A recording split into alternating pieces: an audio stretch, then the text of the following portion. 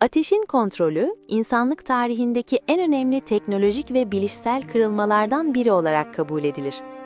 Ateş yalnızca ısınma ya da korunma sağlayan bir araç değil. Pişirme, birlikte yaşama ve zamanın paylaşılması gibi pratiklerle insanı biyolojik bir tür olmaktan çıkarıp sosyal bir varlığa dönüştüren ilk eşiği temsil eder. Bu yüzden ateş çoğu anlatıda uygarlığın kendisiyle özdeşleşir. Uzun süre boyunca ateşi bilinçli biçimde yakma ve yönetme becerisinin yaklaşık 50 bin yıl öncesine, yani Homo sapiens'e ait olduğu varsayıldı. Bu yaklaşım, insanlık tarihini tek merkezli ve doğrusal bir ilerleme hikayesi olarak kuruyordu. Oysa İngiltere'nin Suffolk bölgesinde Barnum yakınlarında yapılan arkeolojik kazılar bu çerçeveyi kökten sarsıyor.